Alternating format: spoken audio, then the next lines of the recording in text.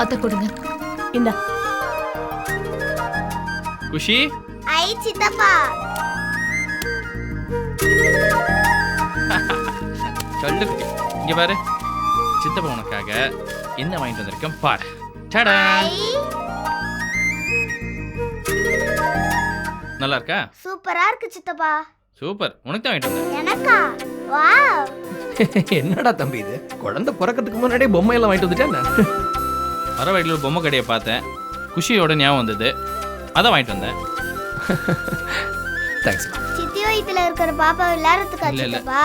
இப்போ நீ விளையாடு, பாப்பா வந்துட்டோம், அதுக்கப்புறம் 2 பேரும் சேர்ந்து விளையாடுங்க. பாப்பா எப்ப வரும்? அது இன்னும் கொஞ்ச நாள் ஆகும்டா. 100 டேஸ் ஆகுமா சித்தப்பா? குஷி கொஞ்சம் சும்மா இரு. உமா, எதுக்கு அவளை அதட்டுற? குழந்தைங்க கேள்வி கேட்கும்போது கேள்வி கேட்க விடு. கேள்வி கேட்குற குழந்தைங்க தான் புத்திசாலியா வளரும். டேய் தம்பி, காபி சாப்பிட்றியா? இல்லைண்ணே, குடிச்சிட்டு தான் வந்தேன். அப்பாவை பாத்தியா, எப்படி இருக்காரு? ஆ, நல்லா இருக்காரு. இந்தா, இதில் குங்குமப்பூ இருக்கு. தினமும் தூங்க போகிறதுக்கு முன்னாடி பாலை கலந்து குடி. குங்குமப்பூவை பால்ல போட்டு குடிச்சா பிறக்கிற குழந்தை நல்ல சிகப்பா அழகா பிறக்கும்.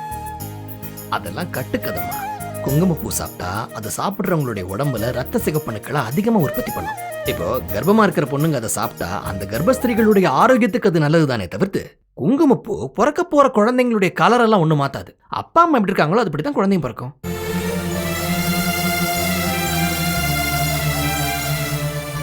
ஏன் ஸ்னேகா ஒரு மாதிரி இருக்க? என்னன்னே தெரியலடா, அவ காலையில இருந்து இப்படிதான் இருக்கா. என்னன்னு நீயே கேளு. என்னாச்சு? ஐயோ அதெல்லாம் ஒண்ணும் இல்ல, நான் நல்லாதான் இருக்கேன். அப்பாக்கு கிட்னி கொடுக்க முடியலையேன்னு ஃபீல் பண்றியா ஸ்னேகா?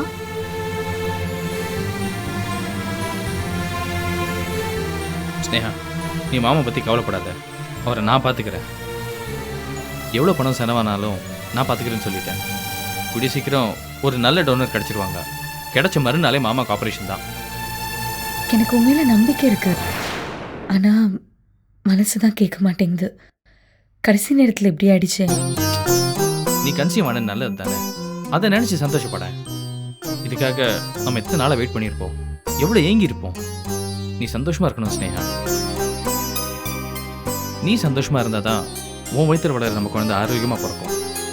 இதெல்லாம் நான் சொல்லி உனக்கு தெரியணும்னு அவசியம் இல்லை. பாப்பா உன்ன மாதிரி இருக்குமா இல்ல சித்தப்பா மாதிரி இருக்குமா? அது எப்படா கண்ணு இப்பவே தெரியும்? சித்தி வயிற்றுல இருந்து பாப்பா வெளியில வந்தப்பறம் தான் தெரியும். குஷி, உனக்கு தம்பி பாப்பா வேணுமா தங்கச்சி பாப்பா வேணுமா?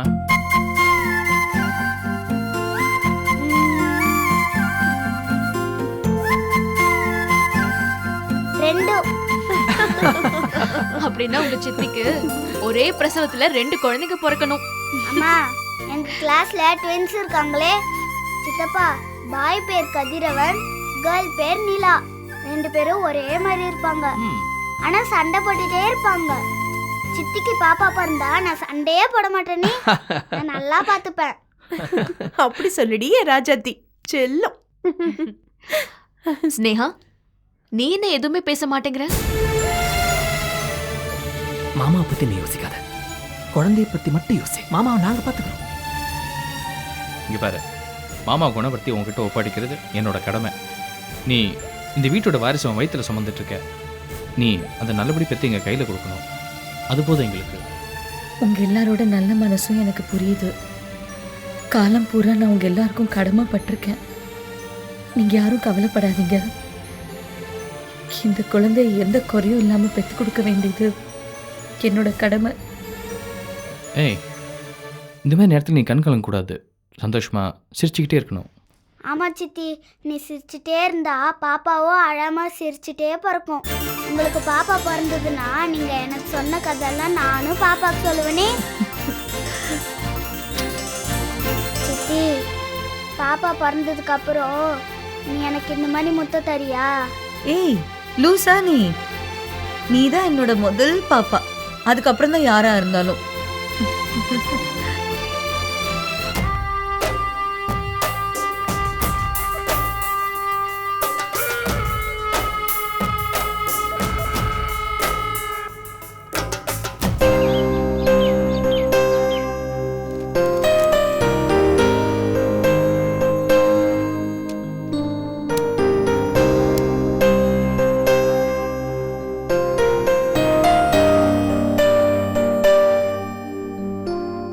ராஜி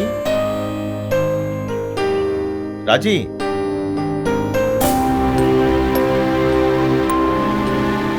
ராஜி மா ராஜி ராஜி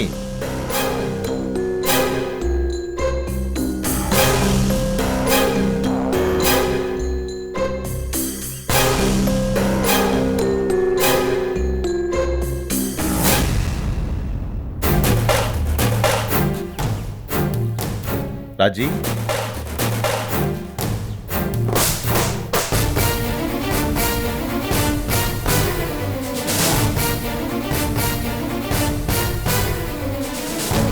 ராஜி ராஜி என்னம்மா இங்க உட்காந்து யோசிச்சுக்கிட்டு இருக்க? சும்மா தான் உட்காந்துருக்கேன். சொல்லுண்ணே, என்ன வேணும்? எனக்கு ஒன்றும் வேண்டாமா. கல்யாணம் ஆகி இவ்வளோ நாள் கழிச்சு நம்ம ஸ்னேகா கன்சீவ் ஆயிருக்கா. முறைப்படி சடங்கு சம்பிரதாயம் என்ன இருக்கோ அது செஞ்சாகணும்மா. அவங்களுக்கு எந்த குறையும் வைக்கக்கூடாதுமா. இதை பாருமா, எல்லாரும் மூக்கு மேலே விரல வைக்கிற மாதிரி இந்த ஃபங்க்ஷனை பண்ணணும். ஃபங்க்ஷன் பண்ணணுமா? இப்போ இங்க இருக்கிற நிலைமையில இதெல்லாம் தேவையாண்ணே? ஸ்னேகாவே ஒத்துக்க மாட்டா. அட போம்மா, எப்போ பார்த்தாலும் என்னையே நினச்சிக்கிட்டு இருப்ப. அதை விடுமா. இதை பாருமா, இந்த வீட்டில் சந்தோஷத்துக்கு எந்த குறையும் இருக்கக்கூடாது. அதுவும் எனக்காக எந்த நல்ல காரியமும் தள்ளி போகக்கூடாது. மா, இந்த மாதிரி நேரத்தில் நம்ம ஸ்னேகாவை சந்தோஷமாக வச்சுக்கணுமா. அவள் சந்தோஷமாக இருந்தால் தான் பிறக்க போகிற குழந்தை ஆரோக்கியமாக பிறக்கும். சரி, இப்போ என்னென்ன பண்ண சொல்ற? ஸ்னேகா கல்யாணத்துக்கு தான் நம்ம எதுவும் பண்ணலாமா. அந்த குறையை சரி கட்டுறதுக்கு இப்போ ஒரு நல்ல சந்தர்ப்பம் கிடைச்சிருக்குமா. சீர்வரிசை எடுத்துகிட்டு போவோம். ஸ்னேகாவை கையோடு நம்ம வீட்டுக்கு கூப்பிட்டு வருவோம்மா. கொஞ்ச நாள் அவள் நம்ம கூட இருக்கட்டும்மா. அவளுக்கு பிடிச்சதெல்லாம் வாங்கி கொடுப்போம். அவளுக்கு வாய்க்கு ருசியாக சமைச்சு போடுவோம். நம்ம தானமா பார்த்துக்கணும். அண்ணே, நீ ஏன் உப்பு காரம் இல்லாமல் பத்திய சாப்பாடு சாப்பிட்ற? அவ இங்கே வந்து விருந்து சாப்பாடு சாப்பிடுவாளா? ஏம்மா, ஒரு குடும்பம்னு இருந்தா அந்த வீட்டில் யாராவது ஒரு நோயாளி இருக்கத்தானே செய்வாங்க. அதுக்காக மீதி இருக்கவங்களாம் யாரும் சந்தோஷமா இருக்கக்கூடாதா, நல்லா சாப்பிடக்கூடாதா? என்னம்மா இதுமா, நீங்க எல்லாம் சந்தோஷமா இருக்கிறத விட வேற எனக்கு என்னம்மா வேணும்? இப்போ ஸ்னேகாவே நம்ம வீட்டுக்கு வரேன்னு சொன்னப்போ நான் தானே வேணான்னு சொன்னேன். இப்போ கூட்டு வந்து அவளுக்கு பிடிச்சது செஞ்சு கொடுத்து சந்தோஷமா வச்சுக்கலாமா. அவளுக்கு என்னென்ன பிடிக்குமோ அதெல்லாம் செஞ்சு கொடுமா. நீ தானம்மா செய்யணும். உனக்கு ஆபரேஷன் நடக்காம போச்சேன்னு கவலையில இருக்கும். இந்த நேரத்துல போய் இதெல்லாம் தேவையாண்ணே? ஆபரேஷன் அதை விடுமா. ஸ்னேகாவை நம்ம வீட்டுக்கு கூட்டு வந்து சந்தோஷமா வச்சுக்கணும். அதுதான் எனக்கு சந்தோஷம். முடியுமா முடியாதா சொல்லு. சரிண்ணே, உன் விருப்பம் போலவே நடக்கட்டும். ஆனா ஆபரேஷன் நின்று போனதுல ஸ்னேகா அப்செட்டா இருக்கா. இதெல்லாம் அவ கொண்டாடுற மூட்ல இருப்பாளான்னு எனக்கு தெரியல. எப்ப பார்த்தாலும் ஆபரேஷன் நின்று போனதை பத்தியே பேசிட்டு இருக்கீங்க. அதை மறந்துடுங்கம்மா. என் முன்னாடி இப்படி எல்லாரும் முகத்தை தூக்கி வச்சுட்டு உம்முன்னு இருக்காதீங்க. அப்புறம் நான் எப்படிமா சந்தோஷமா இருக்க முடியும்? உங்க 3 பேரோட சந்தோஷம் தாம்மா என் சந்தோஷம். உன்கிட்ட பேசி என்னால ஜெயிக்க முடியுமாண்ணே? இப்ப என்ன, அவளை கூட்டிட்டு வரணும். அவளை கூட்டிட்டு வந்து நல்லபடியா பாத்துக்கலாம், போதுமா? மா, சும்மா கூட்டு வர்றதில்ல, போய் சீவரிசையோட போய் அவளை கூட்டு வரணும்.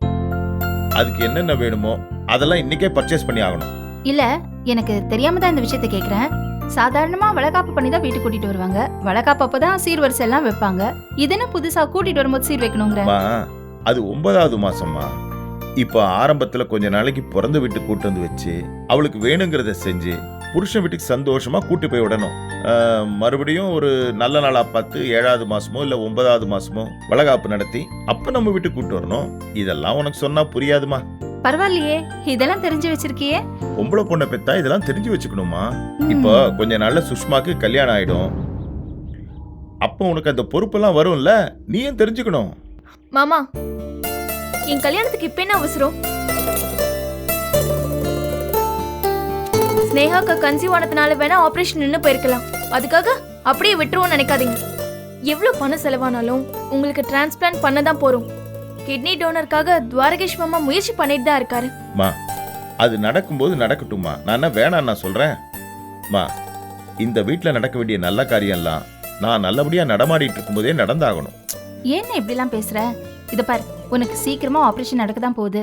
அதுக்கப்புறம் சுஷ்மாவோட கல்யாணம் ஜாம் ஜாம்னு நடக்க போகுது. நீதான் மாப்பிள்ளை வீட்டுக்காரனாச்சே. பொண்ணு வீட்டுக்காரங்க எங்களை உருட்டி வேலை வாங்கி கல்யாண மண்டபத்துல ராஜா மாதிரி நீ சுத்திட்டு இருக்க போற. இத பாருன, வெள்ளி சொம்பு கொண்டு வந்ததான் கல்யாணம்னு சொல்லி எங்களை மிரட்டக்கூடாது. வடிவேல் சொன்ன மாதிரி. கண்டிப்பா சொல்லுவேன் ராஜி. என் புள்ள மயில் என்ன சாதாரண ஆளா? ஊரே மெச்சுக்கிற போலீஸ்காரம்மா. ஆ, அவனை உங்க வீட்டு மருமகன் ஆக்கிறதுக்கு நீங்க 2 பேரும் கொடுத்து வச்சிருக்கணும். ம், ம். இத பாருமா, நாங்க கேட்கறதெல்லாம் நீ கண்டிப்பா செஞ்சு கொடுத்துடணும். ஆ, மாப்பிள்ளை வீட்டுக்காரங்க நாங்க எங்களை விழுந்து விழுந்து சும்மா அப்படியே தங்க தட்டுல வச்சு கவனிச்சுக்கணும், புரியுதா? ம். விட்டா வரதட்சணை கேட்பீங்க போல இருக்கு. அப்புறம் மாப்பிள்ளை மேல போலீஸ்ல வரதட்சணை கேக்குறீங்கன்னு கம்ப்ளைண்ட் கொடுக்க வேண்டியது இருக்கும், பாத்துக்கோங்க. உங்க அம்மா என்ன சாதாரண ஆளா? எவ்வளோ பெரிய ஆளு. ஆ. உங்க அப்பா லண்டன்ல பெரிய பிசினஸ் மேனு. உன் பேர்ல தஞ்சாவூர்ல 110 ஏக்கர் இருக்கு. ம். இதெல்லாம் இருக்கும்போது மாப்பிள்ளைக்கு செய்யாம வேற யாருக்கு செய்ய போறீங்க? அண்ணே, நியாயமா பார்த்தா இந்த மாதிரி பொண்ணு கிடைக்கிறதுக்கு உங்க பையன் தான் கொடுத்து வச்சிருக்கணும். இங்க பாரு, எங்க பொண்ணுக்கு எடைக்கிட தங்கம் நீங்க தான் போடணும். இத பாருமா, அப்படி சொல்லுமா. எங்க வீட்டுக்கு வர மருமகளுக்கு முறைப்படி என்ன செய்யணுமோ அதை நாங்க செஞ்சிருவோம். ஆனா என் பிள்ளைக்கு, அதாவது உன் மருமக பிள்ளைக்கு செய்ய வேண்டியதெல்லாம் கரெக்டா செய்யணும். இல்ல அப்புறம் கல்யாண மண்டபத்துல நான் பெரிய பிரச்சனை பண்ணிடுவேன். பாருமா. அண்ணே, வேணாண்ணே. மாப்பிள்ளையும் பொண்ணும் கல்யாணம் முடிஞ்சோடனே அவங்க வீட்டுக்கு போயிடுவாங்க. நீ அப்புறம் ஏன் கூட தான் தங்கணும், ஜாக்கிரதை. இப்படிலாம் மிரட்டினா நாங்க எதுவும் கேட்காம பயந்துருவோம் நினைச்சியா? மாப்பிள்ளைக்கு செய்ய வேண்டியது செய்யல, அப்புறம் நாங்க சும்மா இருக்க மாட்டோம், பாத்துக்க. மாமா போதும், கற்பனையிலே கல்யாணத்தை நடத்தி முடிச்சிருவீங்க போல இருக்கே. முதல்ல உங்க ஆபரேஷன் நல்லபடியா நடந்து முடியட்டும், வந்துட்டியா? அதுக்கப்புறமா என் கல்யாணத்தை பத்தி பேசலாம். சுஷ்மா, ஸ்னேகாவை சீர்வரிசையோட போய் பிறந்த வீட்டுக்கு கூட்டிட்டு வர போறோம். கொஞ்ச நாள் ஸ்னேகா இங்கதான் இருப்பா. அவளை நல்லபடியா கவனிச்சு அனுப்பணும். நல்ல விஷயம் தானேமா, உடனே பண்ணிடலாம். அக்காவும் இங்க வந்து அவங்க அப்பா பக்கத்துல இருந்தா உண்மையிலேயே அது ரொம்ப நல்ல விஷயம்தான். சந்தோஷத்திலேயே மாமா பாதி குணமாயிடுவாரு. அப்படிதானே மாமா? கரெக்டா சொன்னம்மா. இது உங்க அம்மாக்கு தாம்மா புரிய மாட்டேங்குது. என்ன மாமா பண்றது, அம்மா கொஞ்சம் சரியான டியூப் லைட்டு. ஆ? எல்லாமே லேட்டா தானே புரியும். அடி. கரெக்டா சொன்னம்மா. டியூப் லைட் தான் சின்ன வயசுல இருந்தே அவ. ம். என்னடி, மாமாவும் மருமகளும் சேர்ந்துக்கிட்டு என்ன கலாய்க்கிறீங்களா?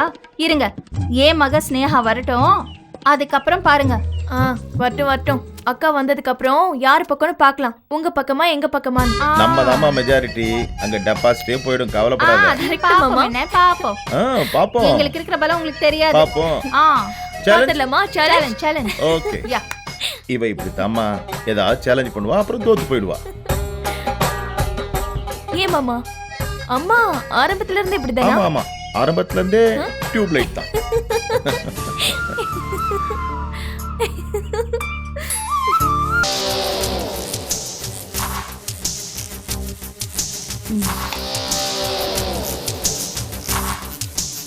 என்ன பாக்குற? ஒரு கட்டிங் கிடைக்குமா? மிச்சம் இருந்தா பார்க்கலாம். பாப்பா, ஓவரா குடிச்சு உடம்ப கெடுத்துக்காத. நமக்கு உடம்பு வயசும் தான் மூலதனம். ரெண்டும் இருக்கிற வரைக்கும் தான் சம்பாதிக்க முடியும். அது எங்களுக்கும் தெரியும். ஓவரா குடிச்சு மட்டையாயி கையை உடைச்சிட்டு வந்து நிக்கிற நீ ஓவரா குடிக்கிறத பத்தி பேசுறியா?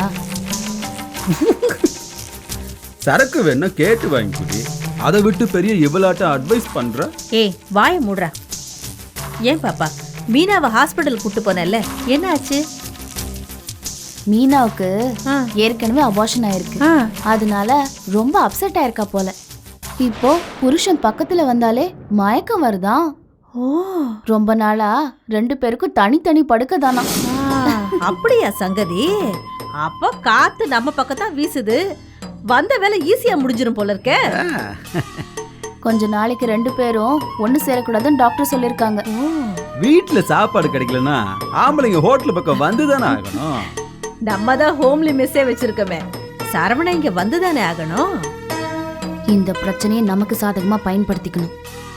அதே நேரம் மீனாவுக்கும் சந்தேகம் வராம பாத்துக்கணும். அந்த மீனா ஒரு தத்தி. அவளை ஏமாத்துறதுலாம் ஒன்றும் பெரிய விஷயமே கிடையாது. அப்படி சாதாரணமா யாரையும் எடை போடக்கூடாது கிழவி. தாங்கிட்ட குறை இருக்கிறதுனால தான் புருஷன் அவளை விட்டு விலகி போயிடுவானுங்கிற சந்தேகம் அவளுக்கு வரதா செய்யும். அப்பா, ஆம்பளைங்க வீட்டுல கிளி ஏட்ட ஒரு பொண்டாட்டி இருந்தாலும் வெளியே குரங்கு மாதிரி ஒரு வப்பாட்டிய செட் பண்ணிக்கிறானுங்க. நீ தான் கிளி ஏட்ட இருக்கிறிய பாப்பா, அவன் நிச்சயம் உங்ககிட்ட வந்துருவான் பாப்பா. சரவண மற்ற ஆம்பளைங்க மாதிரி கிடையாது. அவன் பொண்டாட்டி மேல ரொம்ப பாசமா இருக்கான்.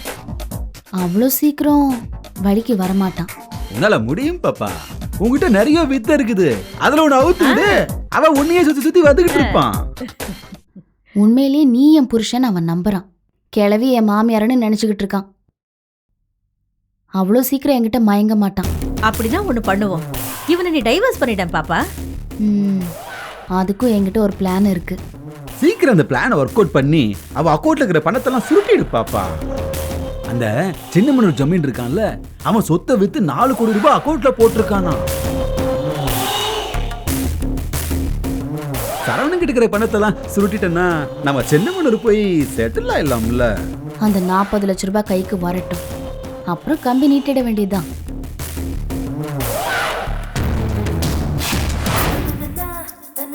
அக்கா இது எப்படி இருக்கு? நல்லா இருக்கா? நல்லா இருக்குமா? தேங்க்ஸ். இது எப்படி இருக்கு? நல்லா இருக்கா? இதுவும் ரொம்ப சூப்பரா இருக்குமா பிரியா? இந்த செயினும் வாங்கினேங்க்கா. இது எப்படி இருக்குன்னு பாருங்க. இது எப்படி இருக்குக்கா? நல்லா இருக்குமா?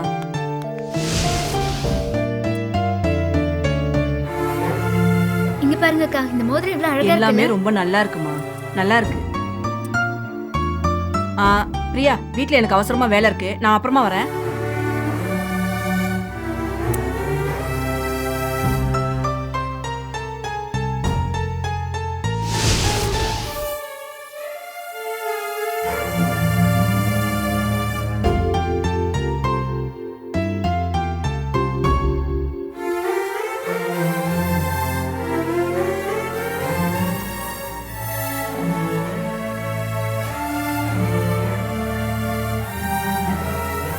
என்னங்க அப்படி பாக்குறீங்க?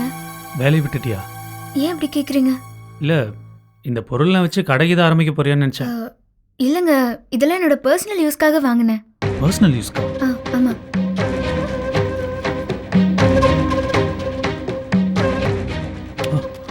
ஏய், மிக்ஸி கிரைண்டர் மாதிரி இதெல்லாம் தவணை முறையில் தந்திருக்க மாட்டாங்க. அப்போ இவ்வளோ பொருள் வாங்குறதுக்கு உனக்கு ஏது பணம்? சம்பள பணத்தை முழுசா செலவு பண்ணிட்டியா? இல்லங்க, ஆபீஸ்ல லோன் போட்டேன், 20,000 ரூபாய் வந்துச்சு, அதுல வாங்கினதாங்க இதெல்லாம். அப்ப இதுவும் கடன் தான். சரி, இப்ப ஆபீஸ் கடன் எப்படி திருப்பி கொடுக்க போற? மாசம் மாசம் சம்பளத்துல அவங்க பிடிச்சுப்பாங்கங்க. ஏற்கனவே மிக்ஸி கிரைண்டருக்கு மாசம் 5000 பிடிச்சிடுறாங்க. இப்ப இதுல வேற புதுசா 2000 போக போகுது. மொத்தம் 7000 கடனுக்கே போக போகுதா? பிடிச்சது போக மீதி வர சம்பளமே நம்ம 2 பேருக்கும் அதிகம் தானேங்க. மிக்ஸி கிரைண்டர்னு நீ வாங்கி வச்ச பொருள் எல்லாம் வைக்கிறதுக்கு இடம் இல்லைன்னு இந்த பொருஷனை சேர்த்து வாடகைக்கு எடுத்துட்டோம். பிரியா, இந்த மாசத்துல இருந்து வாடகை 2000 அதிகமாக போகுது. இங்க பாருங்க, பரவாயில்லைங்க, சமாளிச்சுக்கலாம். எல்லாமே பட்ஜெட்குள்ள தாங்க வருது. அதுக்காக இவ்வளோ காஸ்ட்லியாவா ட்ரெஸ் எடுப்பாங்க? இதெல்லாம் விலை ரொம்ப அதிகம் பிரியா. இங்க இருக்கிற பஜார்ல போய் எடுத்திருந்தா இதுல பாதி விலைக்கு எடுத்துருக்கலாம். இங்க பாருங்க, நீங்க சொல்றதெல்லாம் கரெக்ட் தான், ஆனா அங்கெல்லாம் குவாலிட்டியா இருக்காதுங்க. நான் இப்ப வாங்கியிருக்க ட்ரெஸ் எல்லாம் ரொம்ப நல்ல குவாலிட்டிங்க, பிராண்டடுங்க. அதுக்கு தகுந்த மாதிரி தான் விலையும். இங்க பாருங்க, எங்க ஆபீஸ்ல எல்லாருமே இந்த மாதிரி ஷாப்ல தாங்க ட்ரெஸ் எடுப்பாங்க. சரி, ட்ரெஸ் எல்லாம் ஓகே. அது என்ன ஃபோனு? இதை மட்டும் இன்ஸ்டால்மெண்ட்ல வாங்கியிருக்கேன். மாசம் மாசம் ஒரு 2000 ரூபாய் தான் பிடிப்பாங்க. 30 மாசத்துலயே முடிஞ்சிரும். 0% இன்ட்ரெஸ்ட் தாங்க.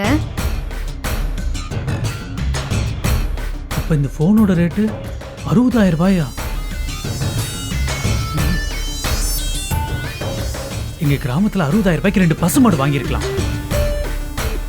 பால் கறந்து வித்தா மாசம் 10,000 ரூபாய் சம்பாதிக்கலாம். ஒரே வருஷத்துல மாடு கண்ணு போட்டுரும். அதுக்காக மாடு வாங்கி அங்க மேய்க்க முடியும்? லட்சக்கணக்கில் டொனேஷன் கொடுத்து 1000கணக்கில் ஃபீஸ் கட்டி காலேஜ்ல பெரிய பெரிய படிப்புலாம் படிச்சுட்டு கடைசியா எவனோ ஒருத்தங்கிட்ட கையை கட்டி அடிமை வேலை செய்யறதுக்கா? அதுக்கு 4 மாடு வாங்கி மேய்ச்சு சுயமா தொழில் பண்றது எவ்வளவு கௌரவம். என்னது அது? புதுசா வாட்ச் எதுக்கு வாங்கியிருக்க? வாட்ச் எதுக்கு வாங்குவாங்க? டைம் பார்க்க தாங்க வாங்கினேன். வாட்ச் டைம் பார்க்கறது தான் வாங்குவாங்க, அது எனக்கு நல்லாவே தெரியும். டைம் பார்க்கறதுனா அது செல்போன்லேயே பார்க்கலாம்ல, அப்புறம் அதுக்கு தனியாக வாட்ச்? வாட்ச் தாங்க கௌரவமா இருக்கும். அப்போ நீங்கள் வாட்ச் கட்டுறது டைம் பார்க்கறதுக்கு இல்லை, அடுத்தவன் உன் கையை பார்க்கறதுக்கு, அப்படித்தானே? இங்க பாருங்க, நான் எப்படி சொன்னாலும் உங்களுக்கு புரியாதுங்க. நீங்க ஆயில்லையும் கிரீஸ்லயும் மெக்கானிக் ஷெட்ல வேலை பார்க்குறீங்க. நீங்க எப்படி வேணா போகலாம் வரலாம், ஆனா நான் அப்படி போக முடியாதுல்ல. இங்கே பாரு பிரியா, கௌரவன்றது நம்ம கடன் இல்லாமல் வாழ்றதுல இருக்கு. இப்படி பார்க்குற பொருள் எல்லாத்தையும் கடனுக்கே வாங்கி போட்டு போனால் பின்னாடி நீ நடந்தானே கஷ்டப்பட போகிறோம். நீ சொல்கிற மாதிரி நம்ம மெக்கானிக் ஷாப்பில் ஆயிலையும் கிரீஸ்லையும் மையிலையும் பொருள்றவன் தான். ஆனால் நீ இவ்வளோ காஸ்ட்லியான ட்ரெஸ்லாம் போட்டுக்கிட்டு ஆஃபீஸ்க்கு என்ன காரில் எப்போ போகிற? பஸ்ஸில் தானே போகிற? ஆமாங்க, பஸ்ஸில் போனால் கூட்டத்தில் ட்ரெஸ் எல்லாம் கசங்கிடுது. ஆஃபீஸில் போய் இறங்கும்போது பார்க்கறதுக்கு ரொம்ப அசிங்கமாக இருக்குங்க. இனிமேல் நான் கால் டாக்ஸியில் தாங்க போக போகிறேன். வேலைக்கு போய் சம்பாதிச்சு செலவு பண்ணுற காலெல்லாம் போய் இப்போ வேலைக்கு போகிறதுக்கே செலவு பண்ண வேண்டியதாயிடுச்சு. என்ன உலகண்டா அது? இங்க பாருங்க, என் நிலைமையை உங்களுக்கு எப்படி சொல்லி புரிய வைக்கிறதுன்னு எனக்கு தெரியல. ஒரு விஷயம் நமக்கு தெளிவாக புரிஞ்சாதான் அதை மற்றவங்களுக்கு சொல்லி புரிய வைக்க முடியும். நீயே பெரிய குழப்பத்தில் தான் இருக்க, உன்னால எப்படி எனக்கு சொல்லி புரிய வைக்க முடியும்? இங்க பாருங்க, எந்த குழப்பமும் இல்ல, நான் தெளிவா தான் இருக்கேன். நீ தெளிவா இருக்கியா? நீ வாங்கிட்டு வந்திருக்கிற 3 ட்ரெஸ்ஸும் பார்க்க ஒரே கலர்ல எந்த வித்தியாசமும் இல்லாமல் ஒரே மாதிரியே இருக்கு. இதுல இருந்து தெரியல நீ எவ்வளோ தெளிவா இருக்கன்னு. என்ன, நான் சொன்னது சரிதானே? நான் குளிச்சுட்டு வந்துடுறேன், சாப்பாடு எடுத்து போய் சாப்பிடலாம். எனக்கு வேண்டாம், சாப்பாடு ரெடியா இருக்கு, நீங்க சாப்பிடுங்க. நான் ஹோட்டல்ல சாப்பிட்டு வந்துட்டேன். இப்போ எதுக்கு நீ பில்லு எவ்வளவு ஆச்சுன்னு மட்டும் கேட்காதீங்க.